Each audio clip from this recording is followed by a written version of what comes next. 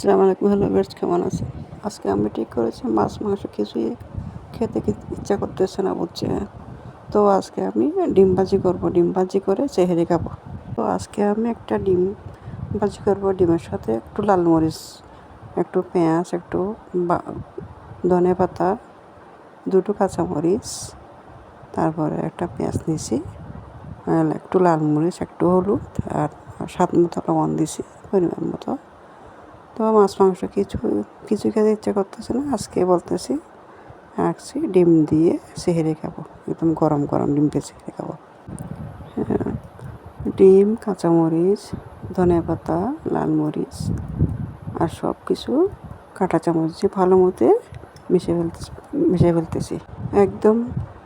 একটুখানি তেল দিছি, তেল বেশি দিই নাই, কারণ আমার তেল বেশি দিলে ভালো লাগে না। একটু অল্প তেল দিয়ে তারপরে ভাজি করব। এবার ঢেলে দিছি, অল্প তেলে ভাজি করব, ফোড়া ফোড়া করে। দেখেন কেমন দিছি। ডিমটা ভাজি করলাম একদম অল্প তেলে। ডিম যখন দিছি, চুলার আঁচটা একদম একদম কমাই দিতে হয়, না হয় পুড়ে যায়। ডিম ভাজি করতে হলে চুলার আঁচটা একদম অল্প করে দিতে হয়। দেখেন কত সুন্দর হয়েছে, অল্প তেলে ভাজি করা। দেখেন একদম তেল নাই, তেল ছাড়া অল্প তেল, একদম কড়াইতে একদম তেল নাই, একদম ফোড়া ফোড়া করে এই ডিমটা দিয়ে অনেক ভাত খেতে হবে, গরম গরম খেয়ে ফেলতে হবে, গরম গরম ডিমের সাথে গরম ভাত।